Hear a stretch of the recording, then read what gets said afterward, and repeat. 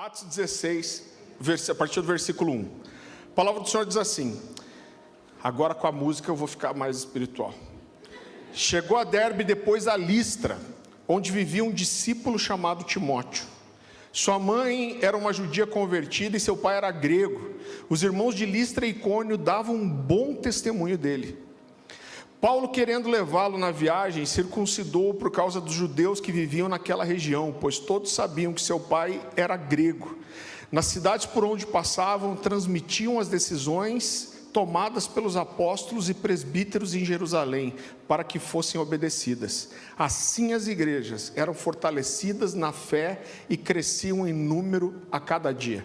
Queridos, eu não quero me aprofundar nisso, porque eu já expus isso aqui outras vezes, mas esse aqui é o primeiro texto onde Timóteo aparece, né? Então a Bíblia fala que depois de Paulo e Barnabé ficarem por um ano ensinando em Antioquia, que foi a primeira cidade de gentios, onde um trabalho massivo de evangelismo e discipulado foi feito, a Bíblia diz que os presbíteros e as autoridades impõem as mãos sobre Paulo e Barnabé e enviam eles para o ministério. E eles saem e começam a fazer várias cidades que tinham no caminho. E a Bíblia fala que quando eles saem de Antioquia, um grupo de judeus já começa a segui-los, tentando incitar o povo contra eles. Eles vêm seguindo desde Antioquia. E a Bíblia fala que quando eles chegam nessa cidade de Icônio, que era perto de Listra, Paulo e Barnabé estão pregando, milagres estão acontecendo e eles percebem que os judeus estão incitando a população e havia um risco de apedrejamento. E eles fogem de Icônio e vão para a cidade vizinha chamada Listra. E a Bíblia diz que quando eles chegam em Listra, o poder de Deus, a manifestação do poder de Deus é muito grande, né? Então pessoas são curadas, milagres acontecem. E mais uma vez esses judeus chegam atrás deles até a Listra e dessa vez não dá tempo deles fugirem. A Bíblia diz que arrastam Paulo para fora dos muros da cidade e apedrejam ele ali. Então apedrejaram ele até ele ser considerado morto, né? E esses agressores voltam para dentro da cidade. Os irmãos que existiam ali se juntam e vão resgatar o corpo de Paulo, mas quando vão resgatar o corpo dele, percebem que ele ainda está vivo. Ele é levado para dentro dos muros da cidade de volta e no dia seguinte eles dão destino para Paulo e tiram ele da cidade. Paulo só vai voltar para Listra 5 anos depois, que é esse texto que a gente leu. E quando ele chega, ele vai direto na casa desse jovem chamado Timóteo. Então, aqui a gente fica com algumas perguntas, porque parece claro no texto que quando ele foi para Listra, ele já vai atrás de Timóteo, e ele chama Timóteo para ser seu companheiro nas suas viagens missionárias. Na verdade, ali era o início de uma grande parceria, né? Timóteo vai virar assim o fiel escudeiro, o principal discípulo de Paulo, uma figura presente em quase todas as cartas de Paulo. Se eu não me engano, ele não está em Gálatas e 2 Coríntios, alguma coisa assim. No resto, todas as cartas ele aparece, para você entender como ele era importante. E Paulo chama ele de filho amado e fiel na fé. A impressão que eu tenho, se eu não me engano, isso está lá em 1 Coríntios capítulo 14, Paulo diz assim, olha, vocês poderiam ter milhares de preceptores ou de mestres, contudo, vocês não teriam muitos pais. E aí ele diz, porque eu, pelo evangelho, gerei vocês. Então parece que o conceito de paternidade espiritual para Paulo era alguém que ele tinha gerado na fé. E ele chama mais de uma vez Timóteo de filho fiel, filho amado. Então isso leva algumas pessoas a crerem, e apesar de a gente não ter dado histórico nem bíblico para confirmar isso, me parece fazer muito sentido. Qual é a percepção que os estudiosos têm? Que Timóteo tenha visto Paulo pregar, e tenham visto Paulo ser apedrejado, e depois voltar para a cidade. E talvez ali tenha sido criado um vínculo, através de amigos, por carta, e Paulo começou à distância a acompanhar esse jovem. E quando Paulo chega, essa segunda vez a Listra, isso foi mais ou menos em 45 depois de Cristo, então tem quase um consenso dos estudiosos aqui, que Timóteo deveria ter cerca de 19 anos aqui. Então, quando ele viu Paulo ser apedrejado, ele tinha cerca de 14, 15 anos. Então ele chega para esse garoto e fala: eu quero levar você nas viagens missionárias comigo. E a Bíblia traz um detalhe que e eu estou contando toda essa história por causa disso. A Bíblia traz um detalhe. A Bíblia diz que Paulo vai até Timóteo, que era alguém que os irmãos de Listra e Icônio davam um bom testemunho. Então olha só, esse garoto aqui de 19 anos, mesmo sendo tão novinho, ele já tinha um bom testemunho dos irmãos, não só da sua cidade, que era Listra, como também da cidade chamada Icônio, que ficava a 35 quilômetros de lá. Então ele já tinha uma moral, ele já tinha a imagem de ser um bom crente, um menino de Deus, e essa foi uma das coisas que fez Paulo escolher ele. Querido, eu sei que parece óbvio, mas quando a gente olha para a palavra de Deus, nós vamos ver isso várias vezes, e a gente vai perceber que o nosso testemunho é uma coisa muito importante. Eu tenho a imagem que algumas pessoas têm, às vezes, uma visão distorcida do que significa ter um bom testemunho. Quando Jesus sobe aos céus e ele faz a promessa do batismo no Espírito Santo, ele diz: olha, vocês devem ficar em Jerusalém, não devem se dispersar, até que do alto vocês sejam revestidos do Espírito Santo, e então vocês serão minhas testemunhas. Então, esse testemunho, querido, fala de testemunhar a vida de Cristo, e isso é muito importante. Eu vejo alguns crentes às vezes dizendo: olha, não importa o que pensam de mim, Deus sabe quem eu sou. E até parece um discurso, espiritual. Então, não importa o que falem de mim, Deus sabe quem eu sou, Deus conhece o meu coração, como se nada importasse. Agora, eu quero que você entenda comigo que, apesar disso às vezes até parecer correto e espiritual, mas essa ideia de não estou nem aí para o que os outros pensam e falam de mim, é um pensamento mundano e secular de alguém que não presta contas para ninguém. Então essa ideia: fale o que quiser de mim, não estou nem aí, pode até ter uma roupagem espiritual, mas eu quero mostrar para você que essa frase, na verdade, ela não combina com aquilo que as Escrituras falam sobre testemunho, será que não importa mesmo que os outros falam, pensam, e só o que Deus sabe? Será que, independente da verdade, não é importante a imagem que as pessoas têm de nós? Um pastor amigo meu, ele tinha uma frase, e entenda, eu não estou descartando a frase, existe uma verdade nela, mas ele dizia assim: podem falar de mim o quanto quiserem, desde que seja mentira. Ele falou: se falarem mal de mim, eu vou me preocupar quando for verdade, porque aí significa que eu tenho um erro e tenho alguma coisa para acertar. Então, se estiverem falando mal de mim e for mentira, eu não estou nem aí. Então, existe uma verdade nessa frase. Agora, existe o outro lado da responsabilidade que nós temos em relação à imagem que é gerada, Então, quando a gente olha, querido, para todo o modelo bíblico, o modelo bíblico nos leva a entender que nós devemos sim nos importar e nos preocupar com o nosso testemunho, pelo menos até onde a responsabilidade cabe a nós. Eu quero que você abra comigo rapidamente em Provérbios 22.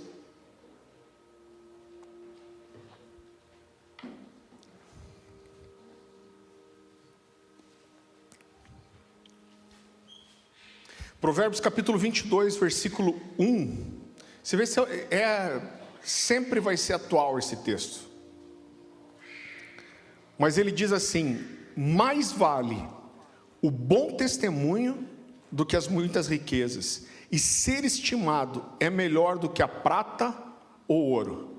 Tessalonicenses 5:22 vai dizer assim: afastai-vos ou apartai-vos de toda aparência do mal. Então, o que eu quero destacar com você, para você, é que a Bíblia está dizendo que a gente deve estar longe não só do mal, Mas a Bíblia fala para a gente se separar, inclusive, daquilo que aparenta o mal, mesmo não sendo mal. Eu lembro que uma vez um casal me procurou, isso faz muitos anos já, um casal de namorados, estavam num processo de acertar algumas coisas na vida, e eles falaram: pastor, a gente não tem família aqui, se a gente morar no mesmo apartamento, mas não fizer nada, tá tudo bem, né? Eu falei: cara, você está louco? E como fica o seu testemunho para os vizinhos, para a igreja que vem, para a sua família que vem, vocês morando na mesma casa? Então, mesmo que vocês não façam nada, o que vão falar a verdade, gente? Já deu errado, né? Tragédia anunciada. Mas mesmo que fosse, você não está fugindo da aparência do mal. E a Bíblia condena isso. Então, algumas versões vão falar: apartai-vos de toda forma de mal ou aparência. Mas a palavra grega aqui é eidos. E eidos fala exatamente de algo que é uma aparência externa, o exterior. Então nem está falando de uma coisa que é uma verdade dentro. Ela está falando sim de alguma coisa que você só aparenta ser. E a Bíblia fala: apartai-vos de toda aparência do mal. Então isso é forte, querido. Então, as pessoas estão me julgando, mas deixa me julgar porque não sabe do que estão falando. Mas talvez você esteja dando uma aparência do mal. Você está dando motivo para que o mal seja pensado. E por que a Bíblia vai condenar isso? Porque o nosso testemunho é muito importante. Então talvez nessa altura você pense assim: não, então está todo mundo lascado.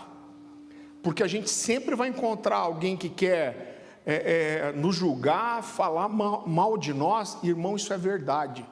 Toda vez que você abraça a mensagem do Evangelho, você abraça a verdade no seu caráter, no seu testemunho, vai ter alguém querendo diminuir, desfazer ou desmentir você. Então não tem como sair disso. Por outro lado, muitas vezes as pessoas podem pensar mal de nós por a gente ser mal interpretado, ou por nós sermos julgados, ou simplesmente porque as pessoas querem nos prejudicar e levantar alguma mentira contra nós. Mas a questão não é essa. A questão aqui é a parte que cabe a mim, é se eu dou ou não motivo para que exista uma aparência de mal, ou eu dou motivo para que falem bem de mim. Então existe uma diferença muito grande em alguém me perseguir porque entendeu mal alguma coisa, porque não me conhece, ou se realmente eu dei motivo para alguma coisa. É uma coisa que eu aprendi, e principalmente no tempo que a gente pastoreava jovens, muitas vezes pessoas chegavam para a gente e assim: olha, eu sou muito perseguido no meu trabalho, porque eu sou crente. Então as pessoas me perseguem, me julgam, me tiram de fora, e aí de alguma forma você vai conhecer as pessoas do relacionamento dela, ou o testemunho que ela acaba dando na igreja, e aí você descobre que o cara não é perseguido por causa do Evangelho, ele é perseguido porque é um chato de galocha, porque é xarope, porque é sem noção, porque é mal educado, porque é invasivo, porque viaja na maionese. Então, benditos aqueles que são perseguidos por causa do Evangelho. Mano, você não é perseguido por causa do Evangelho, você é perseguido porque você é chatão mesmo. Então isso acontece bastante. Eu quero que você vá comigo para Tito capítulo 2. Tito capítulo 2.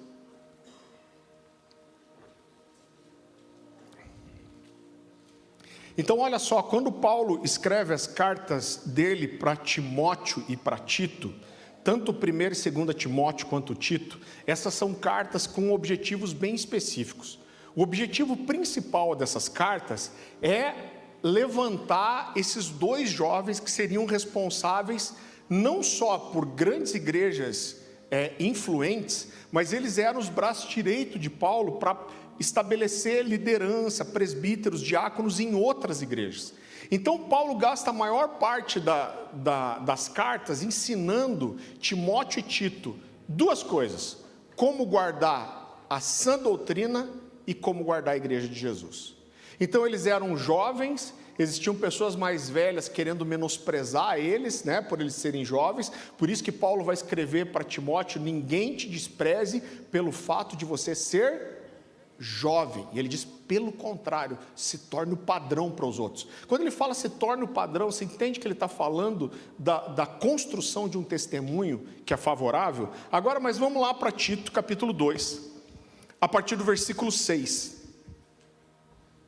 Paulo diz assim: da mesma maneira, encoraje os jovens a serem prudentes, em tudo seja você mesmo um exemplo para eles, fazendo boas obras. Em seu ensino mostre integridade e seriedade, use linguagem sadia, contra a qual nada se possa dizer. E o que ele diz agora é fantástico: para que aqueles que se opõem a você fiquem envergonhados por não poderem falar mal de nós. Então, irmão, mais uma vez, uma coisa é quando simplesmente falam mal de nós, e outra coisa é quando a gente dá motivo para isso. Então, o que Paulo está falando para Timóteo é: não dê motivo. E a gente sabe que tinha muita gente falando mal de Paulo sempre. Então Paulo vai falar aos Coríntios, ele diz assim, ó: eu quando fui ter com vocês não usei de palavra persuasiva, de sabedoria, mas eu quis ir em vocês demonstrando o poder de Deus. E aí ele fala: olha, algumas pessoas dizem que as minhas cartas são fortes, mas a minha presença é fraca. Então os judeus queriam desfazer Paulo e tirar a moral dele o tempo todo. Então ele era vítima de calúnia e de acusação, mas ele não dava motivo para essas coisas. E ele vai dizer: essas pessoas vão ser envergonhadas por falar mal de você. Você não precisa abrir, mas 2 Coríntios capítulo 6, versículo 3, Paulo diz assim, ó: não damos motivo de escândalo a ninguém, em circunstância alguma, para que o nosso ministério não caia em descrédito. Então ele está dizendo: eu não dou motivo de escândalo. Por quê? Porque o que ele está dizendo é o seguinte: eu posso pregar, eu ter graça de Deus, eu conhecer a palavra, eu ter unção, mas se eu dou motivo de escândalo, a minha pregação ela se desfaz. Então você percebe, vamos falar uma coisa, eu não estou dizendo que é certo isso, mas a verdade é que isso acontece. Às vezes você tem uma pessoa que é um bom pregador, um bom expositor da palavra, e às vezes quando esse cara cai, um monte de gente cai. Por quê? Porque em vez de ele descredibilizar só a vida dele, as pessoas descredibilizam o que foi pregado também. Então o ministério, a palavra, a pregação, e muitas vezes você faz até que a palavra de Deus seja descredibilizada por causa do seu pecado.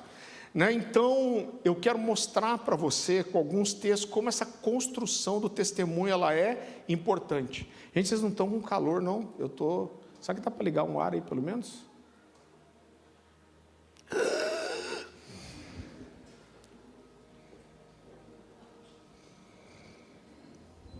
Gente, é tempo de festa, estou comendo doce, o Monjaro está lutando. Então eu quero que você vá comigo para Atos capítulo 6.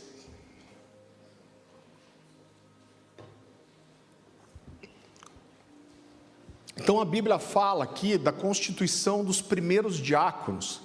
A Bíblia fala que algumas pessoas foram reclamar porque as viúvas dos samaritanos estavam sendo deixadas de lado durante a distribuição, e os apóstolos conversam, eles falam: olha, a gente não pode servir as mesas, a gente precisa de pessoas que nos ajudem com esse trabalho. Só que eles não escolhem qualquer um, e na verdade eles não são só escolhidos, mas eles jogam essa responsabilidade para o povo, colocando as características necessárias, e eles levantam aqui os primeiros diáconos, e entre esses primeiros diáconos estavam Estevão e Filipe, para você ter uma ideia do nível desses caras. Então Atos capítulo 6, a partir do versículo 1. Naqueles dias, crescendo o número de discípulos, os judeus de fala grega entre eles queixaram-se dos judeus de fala hebraica, porque suas viúvas estavam sendo esquecidas na distribuição diária de alimento. Por isso os 12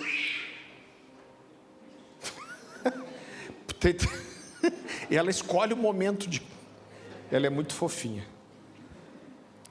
Por isso os 12 reuniram todos os discípulos e disseram: não é certo negligenciarmos o ministério da palavra de Deus a fim de servir às mesas. E olha como eles escolhem esses primeiros discípulos: irmãos, escolham entre vocês 7 homens de bom testemunho, cheios do Espírito e de sabedoria. Passaremos a eles essa tarefa e nos dedicaremos à oração e ao ministério da palavra. Então olha só, quando Paulo vai falar para Timóteo e para Tito das qualificações de um presbítero, né? As versões elas vão mudar, uma vai falar presbítero, os bispos, outra versão fala, né? A gente não acredita que o bispo é uma promoção do pastor, né? Tipo, então você vai ser aqui pastor, depois você é promovido a bispo, depois apóstolo, depois vice-querubim, depois 4ª pessoa da Trindade, e depois é só glória. Então não tem isso. A gente entende que são funções que falavam da mesma coisa. Então Paulo vai falar para Timóteo e para Tito, a gente diz que são 15 características explícitas e uma implícita. A gente não vai falar sobre isso hoje. Então, mas são 16 características. Então olha só que interessante. Quando você, e eu não estou descredibilizando aqui o ensino teológico, eu até comecei a fazer a faculdade de teologia, uma faculdade muito boa. Esse ano tem gente aqui da igreja que está fazendo. Começaram as viagens, eu fiquei para trás, vou ter que fazer de volta. Mas quando você fala de uma faculdade de teologia, os caras ficam 4, 5 anos basicamente ensinando sobre uma habilidade que é o estar apto para ensinar as escrituras. E eu não estou dizendo que isso não é importante, mas normalmente se trabalha muito pouco ou nada o caráter do obreiro. Então eu costumo dizer que um seminário ele não forma um pastor, ele forma um teólogo. Um seminário ele não forma um cara para o governo da igreja necessariamente, ele forma um teólogo. Porque quando a gente vai olhar para essas características que Paulo coloca para Timóteo e para Tito, uma só fala de uma habilidade que é estar apto a ensinar, e todas as outras falam da construção do testemunho. Então eu quero que você leia lá comigo, 1 Timóteo capítulo 3, a partir do versículo 1. Ele diz assim: essa afirmação é digna de confiança. Se alguém almeja o episcopado, almeja uma nobre função. Ele está falando aqui de um presbítero. É necessário, pois, que o presbítero seja, a primeira coisa que ele diz é irrepreensível. Ou seja, que não dê motivo para ser repreendido. Depois ele vai falar, olha como tudo fala do testemunho, do caráter, e uma coisa só fala de habilidade. Então ele diz: marido de uma só mulher, moderado, sensato, respeitável, hospitaleiro e apto para ensinar. Não deve ser apegado ao vinho, nem violento, mas sim amável, pacífico e não apegado ao dinheiro.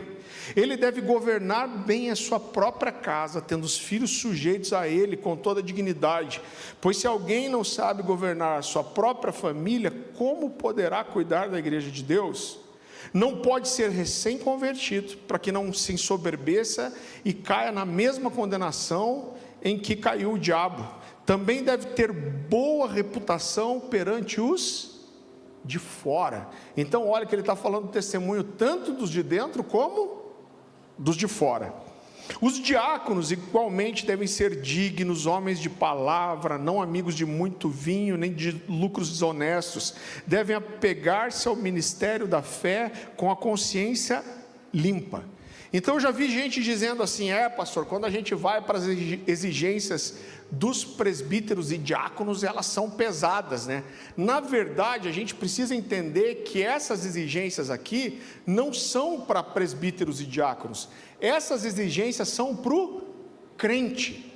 Só que está falando que é ser um crente. Só que se eu quero liderar, eu tenho que poder dizer: olha, eu já ando em vitória nessas coisas e eu posso te ajudar lá. Eu já ando em vitória nessas coisas, então você pode olhar para a minha vida e você pode ver que eu cumpro esses requisitos. né? Então, a gente precisa entender aqui uma coisa, querido, que quando alguém é estabelecido, aceita ser estabelecido como presbítero e diácono, esse cara está declarando o seguinte: eu cumpro esses pré-requisitos. Essa pessoa aqui, de quem Paulo está falando, sou eu já ando em vitória nessas coisas. Não fala de um nível de perfeição, claro, mas fala em andar em vitória sobre essas coisas aqui. Quando a gente olha para Paulo respaldando o seu ministério, Paulo faz isso diversas vezes nas epístolas, ele defende a si mesmo. Por quê? Porque muitas pessoas atacavam ele, principalmente tentavam descredibilizar Paulo e o seu ensino. E todas as vezes que ele defende o seu ministério, ele fala de duas coisas. Então ele não fala de uma unção, ele fala da eleição pela graça de Deus. Então ele fala: o Senhor me escolheu para esse ministério. Eu, que era perseguidor da igreja, fui escolhido para Jesus para fazer isso. Então a escolha de Deus pela graça. E em segundo lugar, ele fala do seu testemunho. Então ele diz: olha para a minha vida, eu tenho isso, eu nunca dependi de ninguém, quando foi necessário eu me sustentei pelo meu próprio trabalho. Ele diz: eu nunca cobrei para pregar. E ele vai construindo o seu testemunho.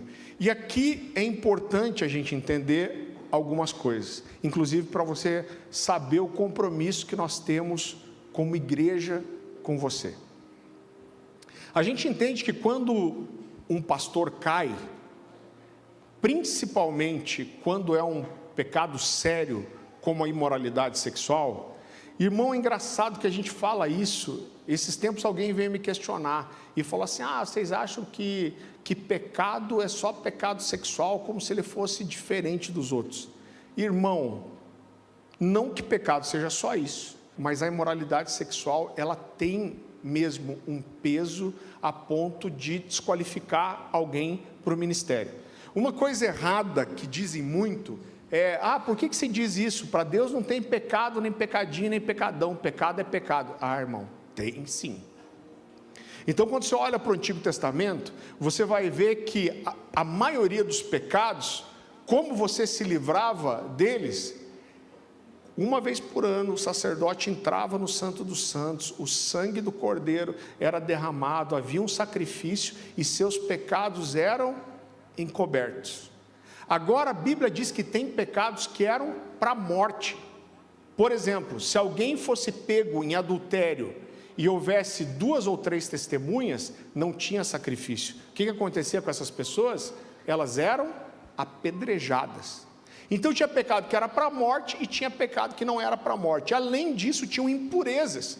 Então a Bíblia diz: olha, quando alguém ficar impuro, essa pessoa precisa ir para fora do arraial e fazer um processo, um ritual de purificação para voltar. Quando a gente vai para o Novo Testamento, Jesus vai dizer assim: maior pecado cometeu aquele que traiu o Filho do homem. Então, irmão, um raciocínio lógico: se tem maior, tem menor.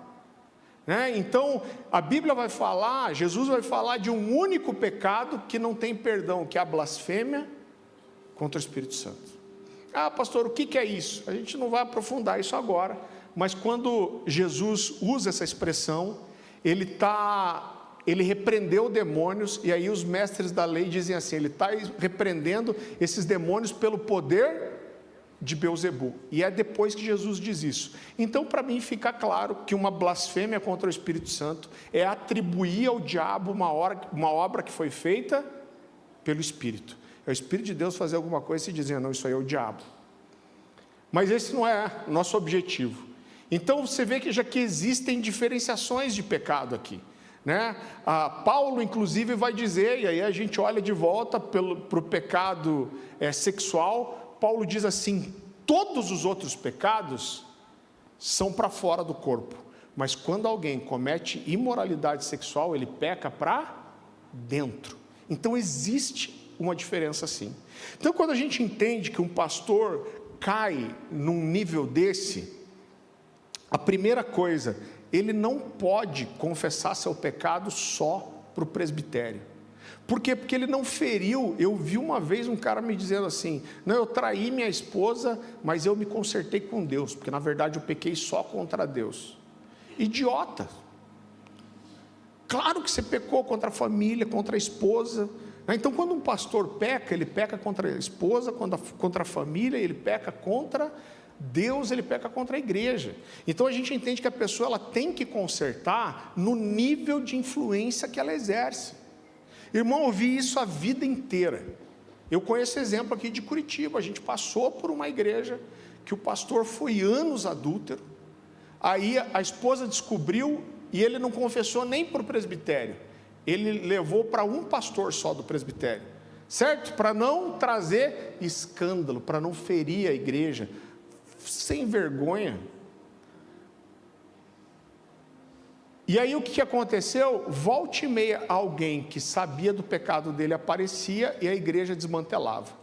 E ele não confessava. E ele fazia o quê? Começava a reconstruir de volta. Quando a igreja tomava um corpo, alguém aparecia de volta que sabia dos pecados dele. E espalhava isso para algumas pessoas, a igreja desmantelava de volta. E isso vai perseguir ele a vida inteira. Porque, irmão, você não faz da forma certa, você tem que corrigir com quem você pecou. Você está dizendo para a igreja, eu tenho esse testemunho de vida aqui. E aí você se desqualifica dessa forma, e você acha que você resolve só com Deus. Isso não existe. Davi é o exemplo de adorador de tudo. E a história dele é contada nas Escrituras. Por quê? Porque um homem público precisa ter a sua vida, quando é um nível desse, corrigida publicamente. Agora, quando esse cara volta a poder exercer o ministério, tá? Então ele caiu, ele se arrependeu, ele pediu perdão, ele pode voltar a pastorear? É lógico que não. Por quê? Porque quando ele entrou para aquela função pastoral, ele cumpria todos aqueles requisitos que são baseados quase que inteiramente no seu testemunho. Então, quando o testemunho dele é comprometido, ele só pode voltar à posição ministerial quando o testemunho é restaurado. Eu lembro de uma história verdadeira de um líder, era quase pastor, já desenvolvia uma função pastoral e caiu em adultério e foi afastado. E uma irmã que tinha um carinho especial por esse líder, chegou para o resto da liderança da igreja e falou assim, por que vocês estão judiando do fulano de tal lá? E o pastor falou, mas por que você acha que a gente está judiando? Ele falou, pastor, ele não confessou o pecado? Confessou. Vocês não acham que ele se arrependeu? Achamos. A esposa já não perdoou ele? Perdoou. Vocês não acreditam que ele se arrependeu de verdade? Acreditamos. Vocês não acreditam que Deus perdoou? Acreditamos. Então por que vocês estão judiando dele? Ele falou, não, você está confundindo as coisas. O perdão de Deus é uma coisa, ele ter o testemunho para ser um pastor de volta é outra história. Então, quando que ele vai poder exercer a função pastoral novamente? Quando o testemunho dele for restaurado, quando as pessoas olharem para ele e falarem, esse cara teve uma queda lá atrás, mas ele é hoje irrepreensível, ele é marido de uma só mulher, ele é alguém que não mostra qualquer motivo de repreensão. E quanto tempo isso leva? Muito tempo.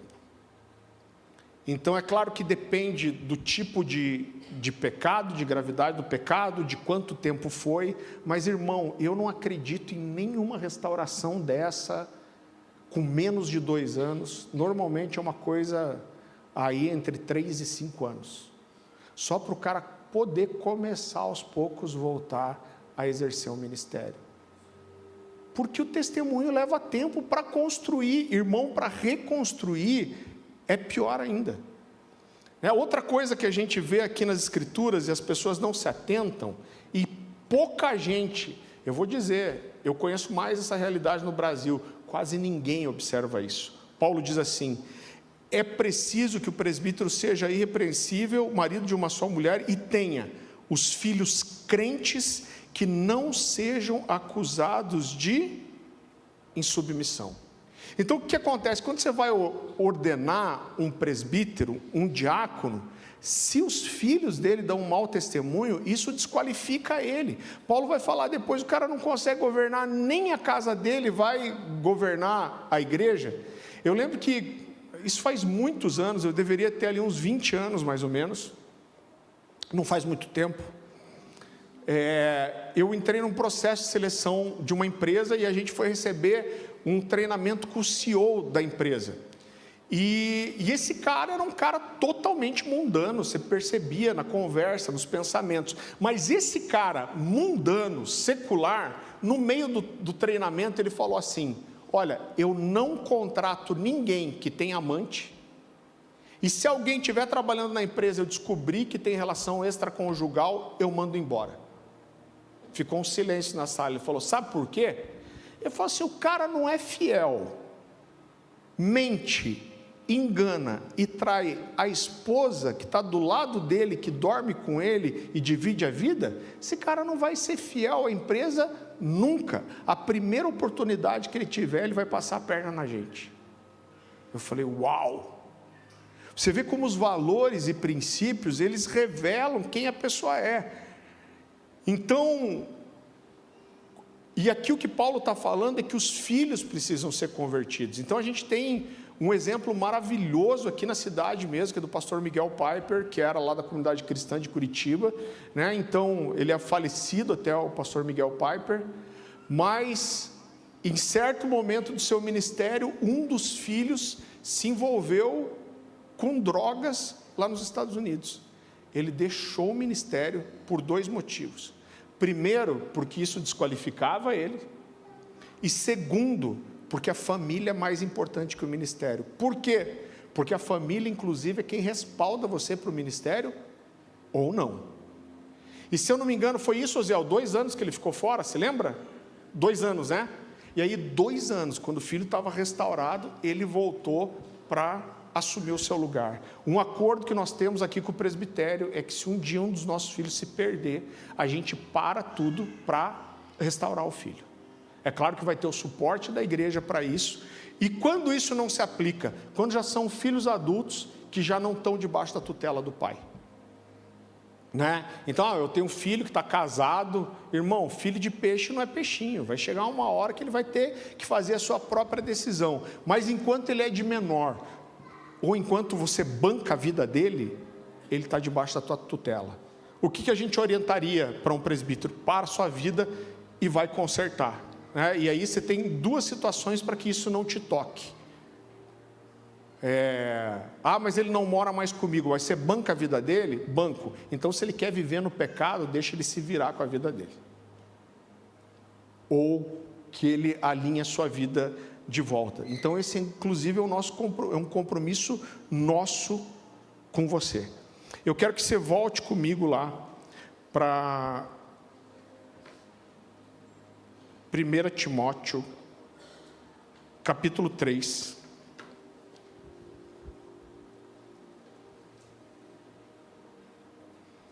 A gente vai ler a partir do 4, a gente já leu esse texto, mas eu quero reler. Ele deve governar bem a sua própria família, tendo os filhos sujeitos a ele, com toda dignidade, pois se alguém não sabe governar a sua própria família, como deverá cuidar da igreja de Deus?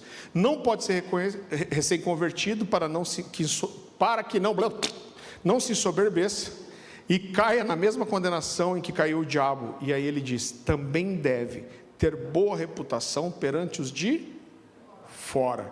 Então, o que a Bíblia está dizendo, querido, é que essa imagem para fora, ela é muito importante também.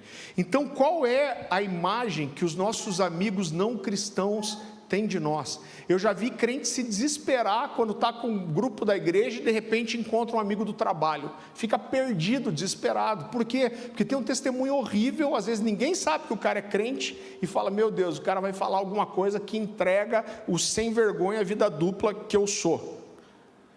Né? Então, um pensamento que sempre vem ao meu coração, eu tenho certeza que você já trabalhou, estudou, mora perto de gente que nunca pisou numa igreja evangélica na vida. Agora, você já pensou que talvez você seja a única oportunidade que essa pessoa tem de conhecer Jesus? Se a única possibilidade, oportunidade que essa pessoa tem de conhecer Jesus fosse através de você, que tipo de Jesus essa pessoa ia conhecer?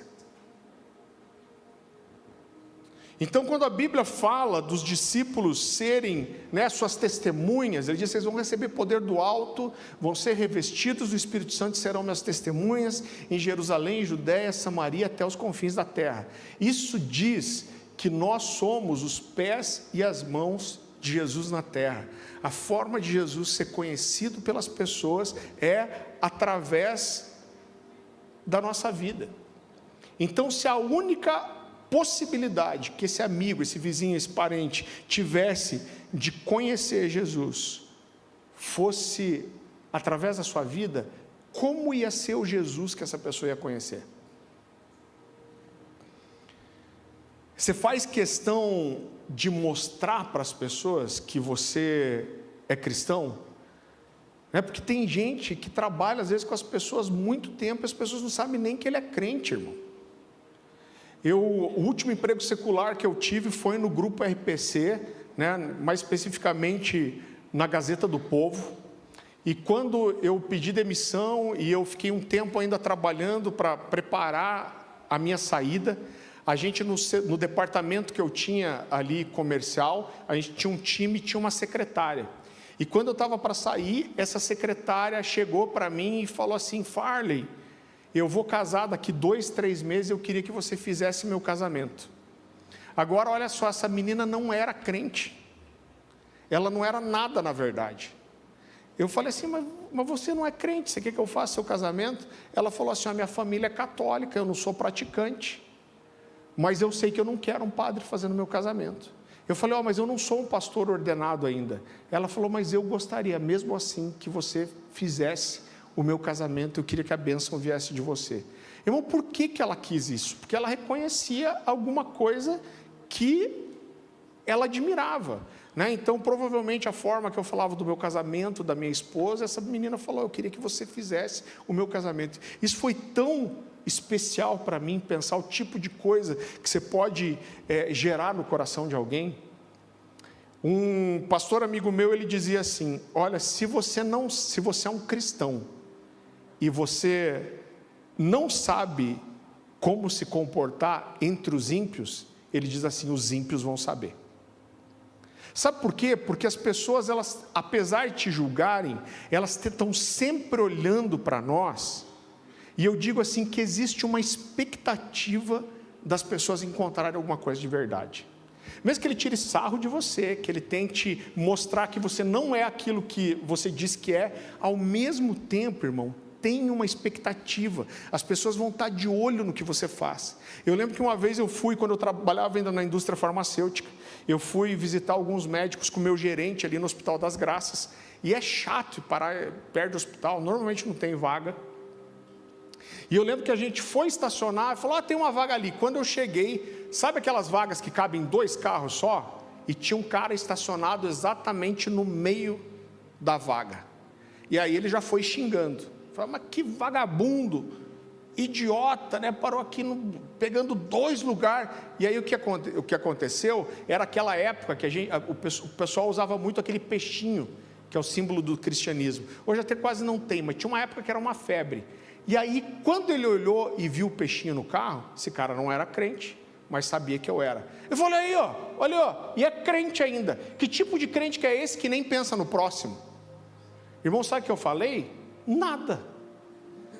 Fiquei com vergonha, falei: o que eu vou falar para o cara? Então, se o crente que estacionou o carro não sabia como se portar, como que um crente deve se portar, o ímpio sabia. Que até para parar numa vaga de estacionamento, ele deveria pensar em que alguém ia chegar depois dele e poderia precisar de uma vaga. Então as pessoas vão estar sempre olhando para nós. Irmão, é impressionante, porque às vezes as pessoas elas começam tirando sarro de você e tentando fazer você vacilar na sua fé. Eu lembro que quando eu comecei a trabalhar na Gazeta do Povo, eu fazia parte de um grupo comercial ali, eram poucas pessoas, mas eu acho que na primeira semana que eu cheguei, eles me deram um e-mail comercial da empresa, e os caras me mandaram um e-mail com alguma pornografia. E eu lembro que eu cheguei, era uma ilhazinha onde sentava todo mundo, eu falei: pessoal, deixa eu falar uma coisa para vocês. Eu falei: gente, eu sou crente, tem gente que não gosta de falar que é crente, irmão, eu sou crente, evangélico, protestante, tudo isso aí eu sou. E eu falei assim, e sou casado. Então, cara, eu não gosto, não acesso esse tipo de coisa, eu queria que vocês não me mandassem mais isso. Normalmente, de começo, o pessoal tira sarro de você. Depois eles começam a te respeitar. E chega uma hora que quando a água bate na região lombar, eles procuram sua ajuda. Então, é um processo. Então, as pessoas, ao mesmo tempo que vão tentar te descredibilizar e testar você, existe uma expectativa de encontrar gente que é de verdade. Eu sei que é um absurdo ter que falar disso, mas eu preciso entrar. Uma das coisas que Paulo diz para Tito é: tenha uma linguagem sadia e irrepreensível. E eu gostaria de gastar um tempo aqui. Eu quero que você vá comigo para Efésios capítulo 4.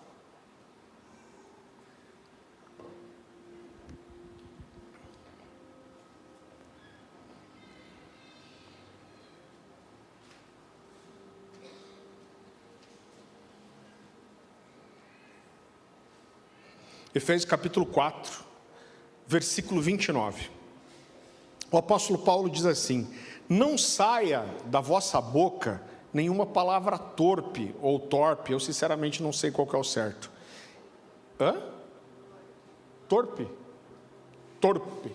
Segundo minha esposa, que eu tenho um ódio disso, mas ela sempre acerta. Eu vi uma frase essa semana.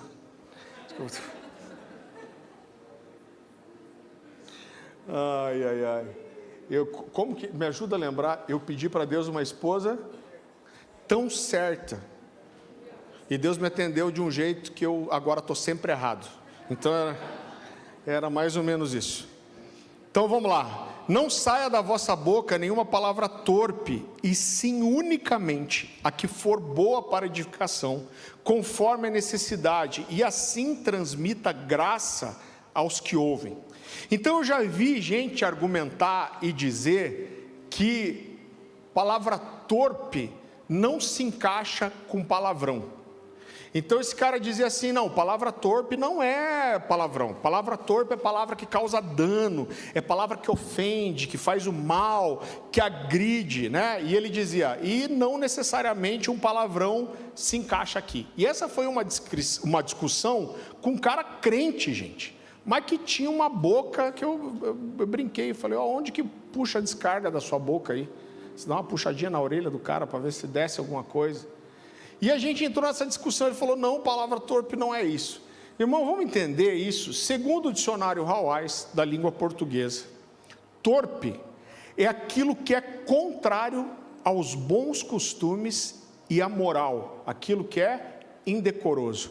Então só aqui já fica fácil de você perceber que a palavra torpe se encaixaria muito bem dentro disso.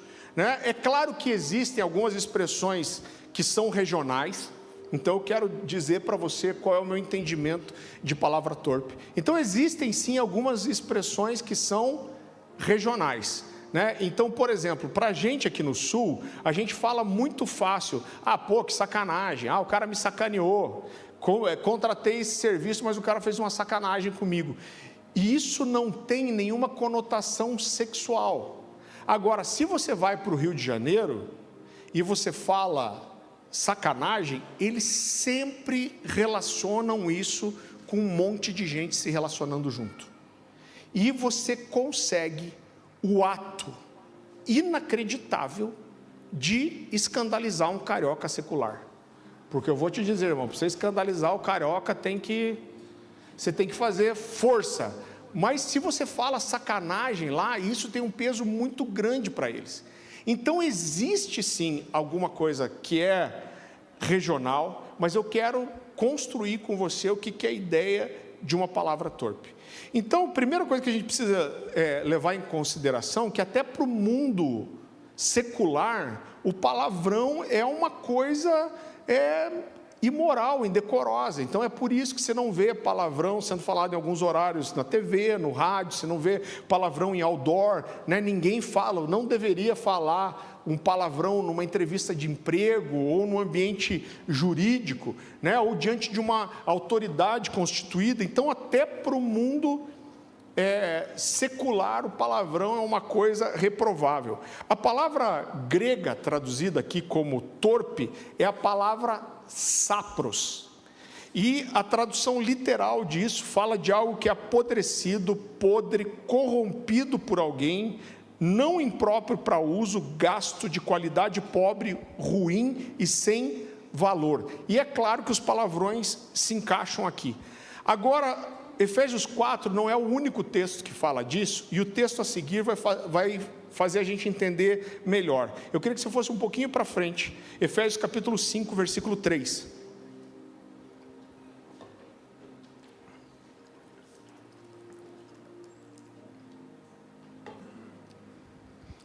Então, a palavra do Senhor diz assim, Efésios capítulo 5, a partir do versículo 3. Entre vocês não deve haver nem sequer menção de imoralidade sexual, como também de nenhuma espécie de impureza e de cobiça, pois essas coisas não são próprias para os santos. Olha como ele é claro, ele está dizendo, cara, isso aqui não cabe para um santo. Não haja obscenidade, nem conversas tolas e nem gracejos imorais, que são inconvenientes, mas ao invés disso, ações de graças. Então, querido, olha alguns termos desse, ele fala de não se ter nem sequer menção de imoralidade sexual, ele fala de nada que é impuro, que não tenha obscenidade, e ele termina dizendo assim, e não haja entre vós nenhum tipo de gracejo imoral. Sabe o que é isso? É piadinha com conotação sexual. Então, como você reage quando você está num ambiente de trabalho, com amigos, e alguém vem contar uma piada suja? Será que você consegue se posicionar? Ou será que você fica constrangido e você ri junto? Então, às vezes não é o momento de você levantar a mão e falar, vou corrigir todos vocês, mas se você ri junto, você está saindo do princípio que a Escritura está dizendo. E essa palavra torpe, que no meu entendimento ela vai ter sempre uma conexão com imoralidade sexual, isso é pecado, irmão. É reprovável, é uma coisa que não cabe aos santos, né? Não dá para discutir que o palavrão não se encaixa aqui. E como a gente falou, 1 Tessalonicenses 5:22 fala para a gente fugir até da aparência do mal. Agora eu queria que a gente voltasse para Efésios 4, e eu só vou abrir aqui que eu não tenho esse texto aqui. Eu acho que é o versículo 22, deixa eu ver aqui. Efésios capítulo 4, eu queria que você lesse comigo, a partir do versículo 22. Então ele vai dizer assim, quanto à antiga maneira de viver, vocês foram ensinados a despir-se do velho homem, que se corrompe por desejos enganosos, e serem renovados no vosso modo de pensar, e a revestir-se do novo homem criado para ser semelhante a Deus em justiça e em santidade provenientes da verdade. Então olha só, o que a Bíblia está falando aqui é sobre o processo de santificação. Então quando você escolhe por Jesus, você aceita o Evangelho, a Bíblia fala de um novo nascimento. Então você tinha uma antiga natureza, que é uma natureza pecaminosa, com herança adâmica, então todo homem nasce pecador, e no momento da conversão, uma nova natureza nasce, que é o novo homem. Só que a Bíblia diz aqui, que não está resolvido. Irmão, que bom se resolvesse tudo no momento que a gente se converte. Mas o que a Bíblia está dizendo é que a partir do momento da conversão, passam a ter dois homens, o antigo homem e o novo homem. E agora a nossa responsabilidade, o nosso processo de santificação é a gente se despir do antigo homem e se revestir do novo. Eu lembro que uma vez eu estava evangelizando um cara na rua, eu acho que era na entrada da igreja, a gente estava antes de um culto de jovens e apareceu um maluco, eu comecei a falar de Jesus para ele, esse cara falou uma coisa muito engraçada, ele está falando, não, eu já fui da igreja, porque eu ia em tal igreja, até me batizei, eu falei, poxa cara, que legal, se batizou? Ele falou, o que eu não sabia era que meu antigo homem nadava muito bem. E aí eu saí, meu velho homem veio na minha cola atrás de mim. Então, mas ele fez uma analogia muito interessante, porque esse homem está ali na sua cola mesmo. E o que a gente precisa é agora se despir desse antigo homem, dia a dia, e se revestir do novo. Mas ele continua dizendo, versículo 25, portanto cada um de vocês deve abandonar a mentira e falar a verdade. Você vê que ele não está falando só de deixar um comportamento, mas ele está falando de corrigir o que foi feito errado. Então não é só deixa a mentira, mas deixa a mentira e fale a verdade, corrija. Ao seu próximo, pois todos somos membros de um só corpo. Quando vocês ficarem irados, não pequem, apaziguem a sua ira antes que o sol se ponha, e não deem lugar ao diabo. Então olha só, esse texto é a continuação do que Paulo está falando da linguagem irrepreensível do falar. Então ele vai relacionar a linguagem torpe e o palavrão a esse dar lugar ao diabo. Ele vai falar depois sobre você ter, um comportamento que não a palavra não é ofenda, que não entristeça o Espírito Santo. Então ele está dizendo, quando você tem uma linguagem que não é sadia, quando você usa de palavra torpe, de gracejos imorais, você está dando lugar ao diabo. Então em vez de você se revestir do novo homem, você está dando ocasião e oportunidade ao diabo. Quando Jesus é levado pelo Espírito Santo para ser tentado por Satanás no deserto, ele tenta várias coisas, e quando não acontece o que ele queria, a Bíblia diz assim, e Satanás o deixou até a ocasião oportuna. Isso significa o quê? Que o diabo, como a Bíblia diz, ele está sempre ao derredor, procurando uma oportunidade, uma brecha. E é isso que ele está dizendo, quando você entra nessas coisas, você está dando lugar ao diabo.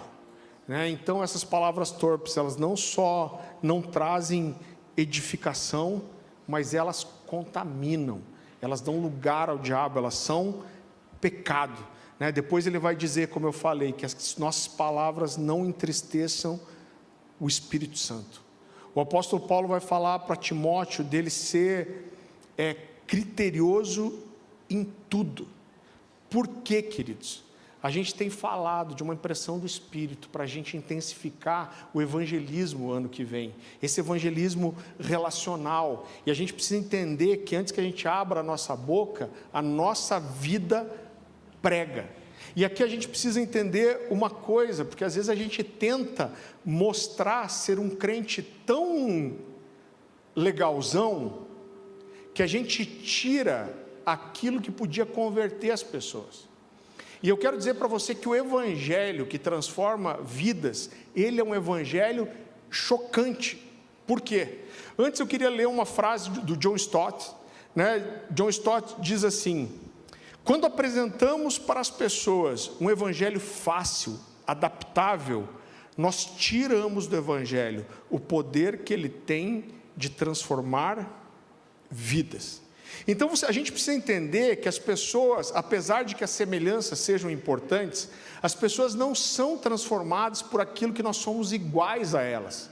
Apesar de Paulo falar, fiz-me de tolo para os tolos, de judeu para os judeus, de gentil para os gentios, o que transforma as pessoas não é aquilo em que nós somos iguais a elas, mas aquilo em que nós somos diferentes. Por quê? Porque a palavra conversão, ela fala de uma mudança de 180 graus.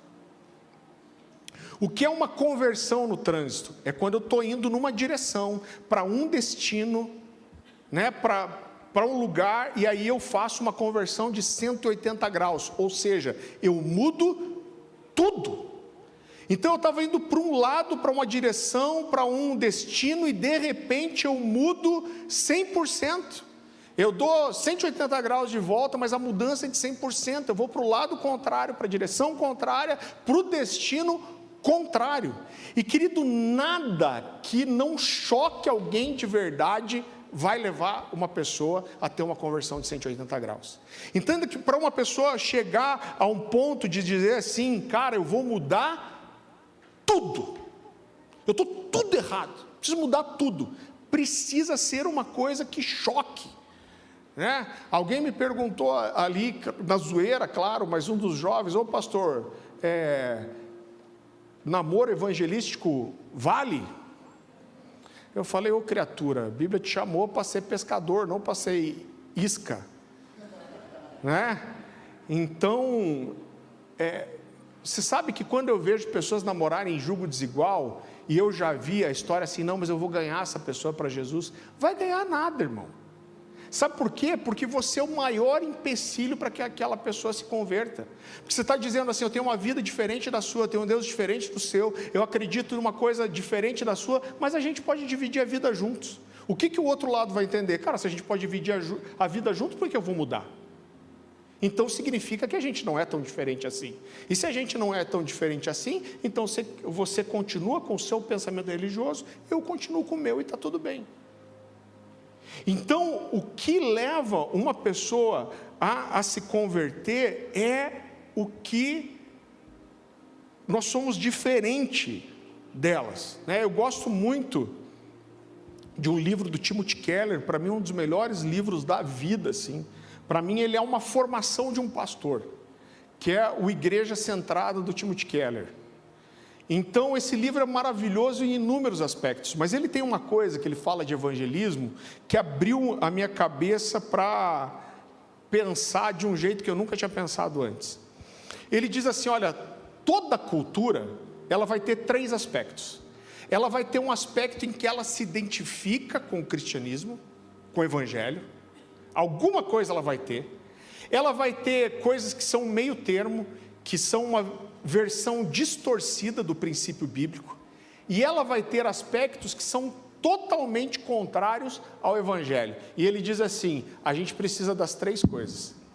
Então ele dá um exemplo, ele fala assim, olha, eu sou pastor em Nova York, né? Ele morreu faz pouquinho tempo agora, e ele diz, eu sou pastor em Nova York, e eu tenho ali no centro de Nova York uma igreja, e eu evangelizo os nova-iorquinos. Mas quando eu vou evangelizar os nova-iorquinos, o meu ponto de contato com eles é falar do amor de Jesus. Jesus é aquele que amou, que deu a outra face, que pregou sobre paz e amor. Ele diz, o nova-iorquino, ele se identifica muito com esse discurso de paz e amor. Mas quando eu falo de moralidade sexual, eles falam, não, isso aí não cabe. Por quê? Porque o pensamento nova-iorquino é do amor livre, cada um faz o que quiser. Ele falou, então, aonde o evangelho se conecta com eles, é na paz e no amor, no dar outra face. Mas ele confronta na moralidade sexual. Ele falou, só que eu tenho um trabalho de evangelismo entre os muçulmanos. E quando eu vou pregar para os muçulmanos, é completamente diferente. Porque quando eu falo de moralidade sexual, eles se identificam. Super. As mulheres não podem nem mostrar o rosto. Mas quando eu falo de dar outra face, esse comentário é meu. Quando eu falo de dar outra face, eles abrem o casaco com uma bomba dentro, né? Então eles não conseguem entender isso. Por quê? Porque para eles é olho por olho e dente por dente. Ele não consegue conceber o conceito de dar outra face. Então ele faz uma comparação muito interessante e ele diz, olha, o evangelismo ele deve ser assim.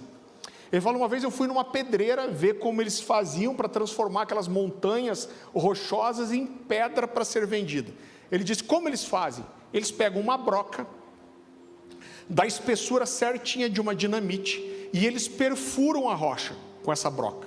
Quando ele perfura a rocha, o dano é imperceptível, não faz nada na rocha, mas depois ele acende uma dinamite e joga dentro daquele buraco. Então quando a dinamite explode lá dentro, um pedaço imenso de rocha é destruído. Ele falou, no evangelismo a gente precisa das duas coisas. E ele diz, eu comparo perfurar a rocha com aquilo que a gente se identifica com a cultura. Então, quando eu apresento a parte do evangelho que traz uma conexão com a cultura, é como se eu entrasse lá dentro, é como aquela broca que entra. Ele falou que só que se eu só furar com a broca e não confrontar, eu não vou fazer nada. A coisa acontece quando eu confronto a parte em que nós somos diferentes, porque aí é quando eu jogo a dinamite lá dentro. Ele falou, então, se eu só fizer o furo, ou se eu só jogar a dinamite em cima da pedra, ela pode até fazer algum tipo de dano, mas vai ser mínimo. E ele diz, a gente precisa das duas coisas. E é, querido, o nosso testemunho que traz esse choque para a vida das pessoas, né? Então, Paulo vai falar para Tito, inclusive, de a gente ter um procedimento que não deixe que a palavra de Deus seja difamada. Agora a gente tem um peso no coração sobre nós sermos mais intencionais nos evangelismos ano que vem, né? É claro que a gente vai fazer algum movimento, impacto de rua, alguma coisa assim, mas eu estou falando não é principalmente disso. Eu estou principalmente falando de você evangelizar as pessoas que moram à sua volta, as pessoas que estudam com você, as pessoas que trabalham com você, e você levar essa pessoa para uma igreja caseira, para uma living. Agora, não faz sentido a gente falar de fazer evangelismo sem alinhar o nosso testemunho primeiro. Sabe por quê? Porque o nosso testemunho pode ser o que leva alguém a querer o evangelho. A Bíblia fala que nós somos sal e luz. Agora o sal, além de ser aquilo que traz gosto, que traz sabor, o sal dá sede. Então a nossa vida deve causar sede nas pessoas, para elas olharem para nós e falarem, eu quero o que você tem. E aí nesse momento a gente é luz também, porque a gente ilumina o caminho que leva até essa vida. Então a gente precisa disso. Agora, por outro lado, a gente pode ser justamente aqueles que são sal e luz, ou a gente pode ser exatamente o empecilho para que alguém se converta. Você encontra pessoas que têm ódio de crente, e muitas dessas vezes é porque elas tiveram exemplos muito ruins, porque elas viram crentes desonestos, porque foram enganados por alguém, porque viram um crente que era uma coisa na igreja, mas tinha um testemunho horrível fora. Então o nosso mau testemunho pode fazer, como Paulo fala para Tito, levar não só a nossa vida a cair em descrédito, mas o evangelho a cair em descrédito. Você já percebeu que quando um pastor conhecido cai, muitas vezes, talvez todas elas, pessoas desfalecem na fé? Porque quando nós comprometemos o nosso mau testemunho, as pessoas não têm maturidade para desqualificar só a nossa vida. Normalmente elas desqualificam a nossa pregação também. E a gente faz o que Paulo fala aqui, a gente traz descrédito à palavra. Então, a nossa vida, queridos, precisa brilhar nesses lugares. Eu creio que a gente vai batizar muita gente esse ano. E a gente vai ser intencional, provocando seu coração para isso. A gente tem um perfil de igreja, com o tipo de adoração que a gente tem, com o tipo de palavra que a gente tem, que a gente atrai muito crente. E está tudo bem, sabe por quê? Porque a real é que tem muita igreja ruim aí, gente.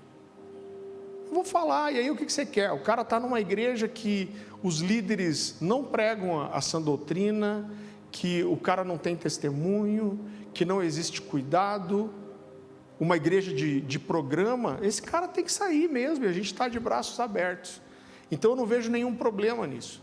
Agora, quando a gente tem uma igreja, o tipo de adoração que a gente tem, de palavra, a gente tem uma tendência a atrair também só o crente. Agora é por isso que a gente quase nunca faz apelo. Eu acho que em 4 anos e meio de igreja aberta aqui eu fiz apelo uma vez. Por quê? Porque primeiro que a gente distorce o modelo bíblico, né? Existe o confessar publicamente, tem um valor nisso, né? Mas não é exatamente disso que a Bíblia está falando. A Bíblia diz, se com a boca confessares e com o coração crerdes. Então fala de uma fé com conhecimento, e isso não acontece de cima de um púlpito aqui, isso acontece no boca a boca, no face a face. Então a gente cria uma coisa que parece bíblica, mas não é. Então não vou dizer que não tem valor você fazer um apelo, e a gente diz que é uma oração em que o cara dá uma legalidade para Deus entrar na vida dele, mesmo que ele não saiba o que é. Mas quem faz discípulos são as pessoas. Então a gente prega o evangelho e nós fazemos discípulos. Aonde a gente faz? Aonde a gente tem contato com gente. Então esse peso precisa estar no nosso coração. A gente entende que a igreja não é o lugar de evangelismo, irmão, né? Então por quê? Porque é mais fácil você terceirizar a sua responsabilidade para a igreja. Então o máximo que eu faço é convidar alguém para ir num culto, aí o cara vai, o pastor que pregue, o pastor que faça apelo, e aí eu fico super contente, eu digo que o cara se converteu e deixo ele seguir a vida dele, né? Não, a Bíblia diz, ide por todo mundo, pregar o evangelho a toda criatura, fazendo discípulos, batizando. Então é você que faz esse trabalho, né? Com quem está perto de você. Você vai falar do evangelho, uma hora você vai falar para essa pessoa o que significa confessar Jesus, você vai levar ela para uma reunião nas casas, para que ela tenha relacionamento, você vai discipular essa pessoa, para que ela entenda o que é ser um cristão, e aí, uma hora, ela vai vir para a igreja. Então a gente entende que os cultos são para adoração, para a gente cultuar o Senhor, e para a edificação dos santos. É só a compreensão de que esse culto público, ele não é para evangelismo. Posso evangelizar? Posso. Uma das histórias que a gente tem aqui que mais me toca, foi de uma menina desviada que trouxe o namorado aqui para um culto, um cara que nunca tinha pisado na igreja, e diz que esse cara chorou aqui 1 hora seguida na adoração, e ele perguntava para ela, por que eu estou chorando? Porque foi tocado pela presença, irmão. Onde está a presença, a gente nunca sabe o que vai acontecer. Mas é você que evangeliza as pessoas, e as casas são fundamentais nisso, e nós queremos intensificar isso nesse ano, amém? Eu quero orar com você, quero que você não esqueça do evento com o Fábio ali, e eu gostaria de orar com você, e depois que eu terminar, você está liberado para procurar as pessoas que você quer abençoar, presentear, amém? Pastor, não vim preparado, esqueci. Irmão, escreve num papelzinho aí, manda um pix, né? Faz alguma coisa para abençoar alguém. Senhor Jesus, nós te agradecemos por essa palavra, Senhor.